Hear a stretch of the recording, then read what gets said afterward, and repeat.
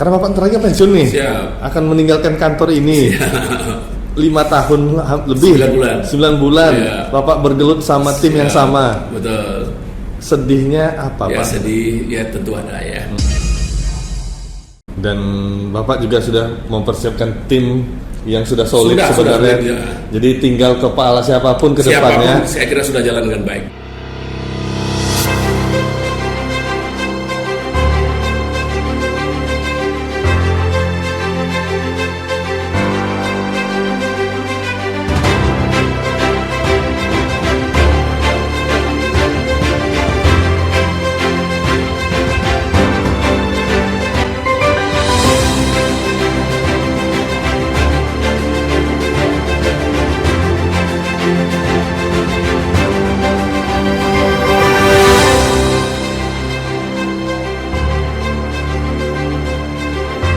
Assalamualaikum warahmatullahi wabarakatuh. Saya hari ini berada di ruang multimedia Dr. Sutopo Purwo Nugroho. Nah, ini adalah ruang yang berada di Badan Nasional Penanggulangan Bencana. Kita temui kepala badannya. Nah, ayo ikuti saya. Assalamualaikum warahmatullahi wabarakatuh. Waalaikumsalam warahmatullahi wabarakatuh. Salam tangguh. Salam tangguh. Waduh, saya berkesempatan bertemu dengan Kepala Badan Nasional Penanggulangan Bencana Daerah Provinsi Riau. Selamat siang, Bapak. Selamat siang, Mas Taufik ya. Iya benar, Siap. Pak. Nah, ini Ya. sudah nggak asing lagi Siap. dengan Pak Edward Sanger. Siap. Sanger atau Sanger nih? Sanger, tapi bukan Sanger. Sanger ya. Oh, oke.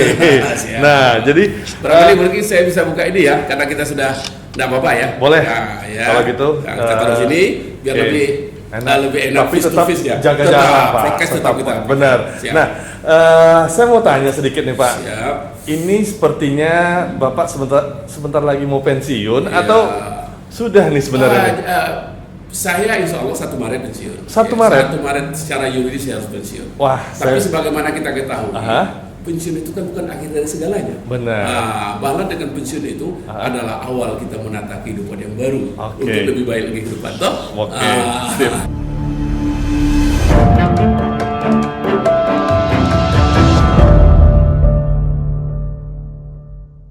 Hampir 5 tahun atau udah 6 tahun nih, Pak? Saya 5 tahun 9 bulan. 5 tahun Ya, 9 bulan. Satu posisi yang cukup lama ya. Bukan lama lagi, Karena Pak. kalau Sepertinya memang iya.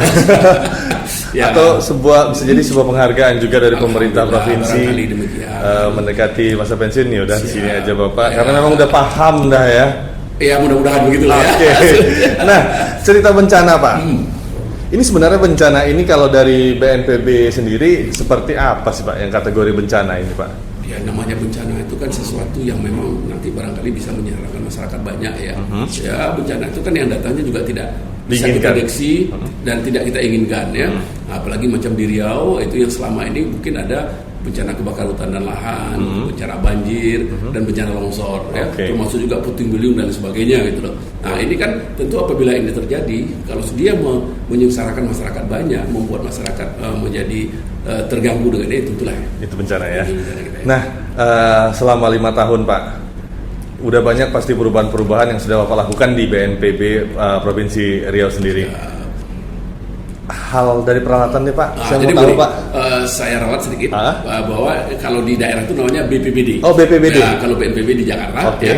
Jadi BPBD itu Badan Penanggulangan Bencana Bencana Daerah. Daerah. Ya, jadi tahun 2015 saya dipercaya oleh Bapak Gubernur pada saat itu untuk memimpin BPBD Ah. dengan segala apa yang saya juga belum tahu waktu itu kan. Serius, Ya, Pak? Iya benar. Jadi saya waktu masuk ke sini tuh apa sih itu BPBD itu kan. Ah. Tapi ya yang jelas kita harus mau belajar, Ah. kita harus dengan hati yang ikhlas, dengan bismillah.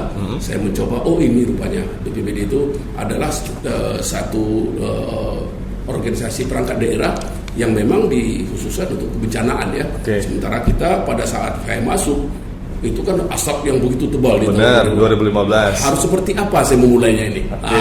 Pertama tentu saya berdoa kepada Allah. Itu dulu betul kan? Itu pertama. Iya, berdoa kepada Allah, saya minta pertolongan berikanlah sesuatu yang terbaik untuk saya dalam memimpin BPBD itu. Oke, masih ingat nggak Pak? Pertama kali Bapak megang selang air itu Pak, yang di mobil itu tuh, gimana dan kapan? Ya namanya kita baru ya, tapi saya harus bekerja itu dan saya memang orang yang harus tahu kan? Harus tahu dan saya orang harus turun ke lapangan. Saya pegang ternyata memang sulit ya, susah untuk memegang nozzle itu ya. Nozzle namanya itu. Kenapa? Itu tekanannya sangat tinggi. Kalau salah kita memegangnya, itu bisa ke muka kita. Jadi selang tekanan airnya tinggi kan? Normalnya untuk selang ukuran berapa meter itu berapa orang yang harus megang? Itu minimal ada 9 atau 10 orang yang harus serius, pegang. Pak, itu serius itu yang selang di belakangnya. Nah, itu kita harus pegang juga kan ada istilahnya cara memegangnya. Kalau kita salah cara memegang akan pertama kali di mana? Itu yang saya pegang. Saya di Rimbo Panjang. Rimbo Panjang. Ya, waktu itu terjadi kebakaran hebat di Rimbo Panjang. Sampai Pak Presiden datang atau yang sebelum Presiden datang? Di situ saya pertama kali saya memegang nozzle itu kan. Itu. Ternyata menggigil pasti ya Pak. Ya jelas ya. Tapi ya beginilah ternyata perjuangan anggota saya ya, baik rekan-rekan saya dari TNI, dari Polri, Manggala Agni, BPBD, dan seluruh komponen yang terkait ya. Dan ini harus saya berdampingin terus sama mereka. Yang paling sulit dipadamkan? Ya daerah-daerah yang barangkali sulit dijangkau. Dan di situ tidak ada airnya. Seperti di Meranti. Oke, Meranti. Itu karena gambut atau apa? Gambut. Nah, gambut itu kan kalau sudah terbakar, kalau airnya tidak banyak, itu akan sangat sulit.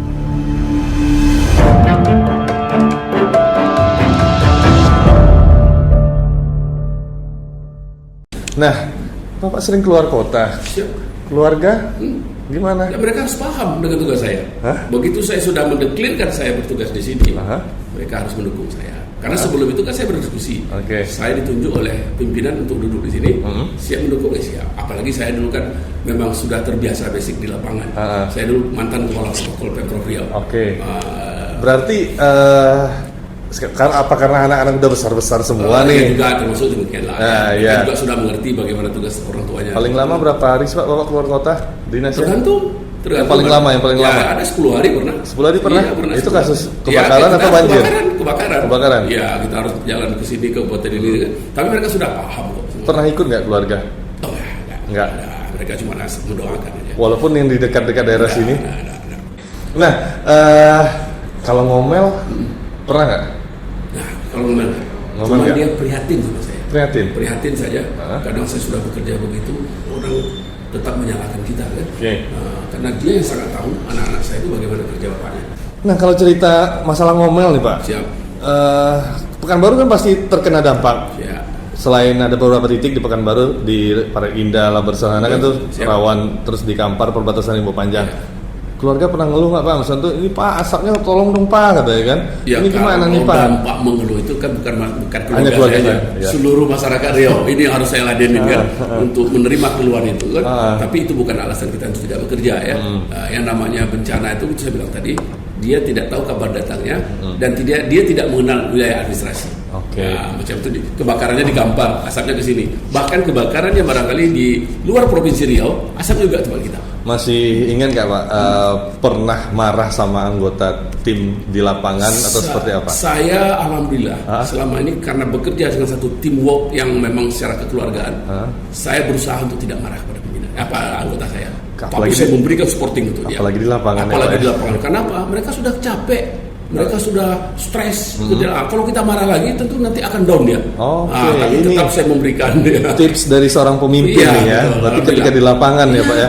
Nah, kalau cerita marah udah, senang udah, sedih. Ini saya mau tahu nih Pak, karena yang akan Bapak? Karena Bapak terakhir pensiun nih, akan meninggalkan kantor ini. 5 tahun lebih, 9 bulan. Bapak bergelut sama tim yang sama. Betul. Sedihnya apa Pak? Sedih ya tentu ada ya.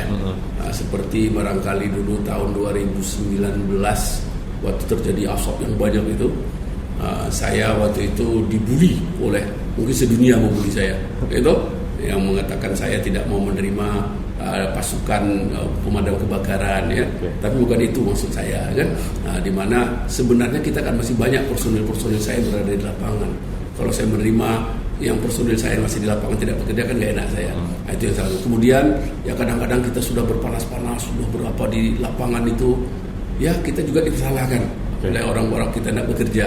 Tapi itulah risiko pekerjaan kita. Kita tidak bisa meminta orang suka sama kita, tapi saya akan tunjukkan bahwa saya tetap bekerja dan bekerja. Nah, itu. Saya pengen Bapak mungkin menyampaikan kepada tim Bapak, mungkin dalam artian ucapan terima kasih ataupun pesan untuk tim Bapak yang akan Bapak tinggalkan setelah jelas. Saya kan yang jelas tuh saya berterima kasih kepada Bapak Gubernur ya, kepada Bapak Kepala BNPB, Bupati, Wali Kota, Bapak Forkompinda itu, dan tentunya seluruh komponen, dan tentunya tim saya yang selama ini bertungkus lumus melakukan pemadaman di lapangan, baik itu dari rekan-rekan TNI, dari Polri, dari Mangkala Agni, BPBD Kabupaten Kota, dunia usaha juga yang ikut membantu kita ya, bahkan seluruh masyarakat peduli api. Nah, ini yang kita lakukan selama ini. Saya minta 2 orang nama. Saya orang nama. Kalau saya disebut nama nanti kan nggak enak sama yang lainnya kan, gitu kan. Itu kan. Mereka semua qualified, mereka semua hebat, mereka semua tetap semangat. Padahal saya udah mancing ya. Udah berusaha untuk mancing dari tadi ya. Ternyata beliau tetap jadi pemimpin yang handal. Iya, saya mau ada pemimpin semua dari mu. Oke. Iya, siap. Semua adalah tim dan keluarganya. Iya, keluarga saya. Nah, ternyata itu pesan dasar sebagai seorang pemimpin yang saya terima dari kepala BPBD. Bahkan sekarang saya pun walaupun saya pensiun, kawan-kawan tetap minta saya untuk tetap membina dulu ya sampai nanti mungkin sudah dilantiknya kepala BPBD yang baru ya, baru saya bisa mungkin barangkali meninggalkan BPBD ataupun mungkin barangkali saya disuruh lagi dengan posisi yang lain ya, saya itu terserah pimpinan saya. Boleh. Nah, yang jelas pengalaman 5 tahun 9 bulan itu bukan satu hal yang gampang didapat oleh semua orang kan. Benar. Pesan untuk pemimpin selanjutnya. Nah, mari kita sama-sama membangun BPBD ini untuk lebih baik lagi dan tentu lebih baik dari saya maunya gitu kan. Nah, kemudian jalin komunikasi dengan seluruh stakeholder agar apa? Agar pencegahan, penanggulangan kebencanaan yang ada di Provinsi Riau ini tetap dapat kita laksanakan dengan baik. Dan jangan lupa selalu minta arahan dengan Bapak Gubernur, Kepala BNPB, apa yang harus kita lakukan dalam menangani ini semua. Dan Bapak juga sudah mempersiapkan tim yang sudah solid sebenarnya. Jadi tinggal kepala siapapun ke depannya. Saya kira sudah jalan dengan baik. Sudah jalan dengan baik. Kata kunci yang terakhir, jangan lupa berdoa kepada Allah Subhanahu wa taala. Terima kasih atas waktunya, Pak. Dan kita pamit ya dari program ini. Ini sebuah kesempatan besar bagi saya bertemu dengan Kepala BPBD, Provinsi Riau. Yang pasti setelah ini biasanya Bapak yang nyiram lahan terbakar mungkin akan berladang. Ya, boleh, siap. Ladang ada ya, Pak ya? Mudah-mudahan. Mungkin akan jadi petani, tapi dengan mengolah tetap dia akan menjaga ladangnya jangan sampai kebakar. Ya, itu pesannya. Makanya jangan membuka lahan dengan cara membakar. Benar. Itu salah satu. Siap. Kita akan bisa jadi ngulik-ngulik lagi nanti ke depannya. Terima kasih. Saya juga mengucapkan terima kasih ya pada SCTV yang sudah punya kesempatan bersama-sama dengan BPBD. Mari kita sama-sama membangun untuk Riau lebih baik lagi ke depan, dan saya juga sudah mencanangkan 2021 Riau bebas asap. Siap. Kita pamit. Assalamualaikum warahmatullahi wabarakatuh. Waalaikumsalam warahmatullahi wabarakatuh.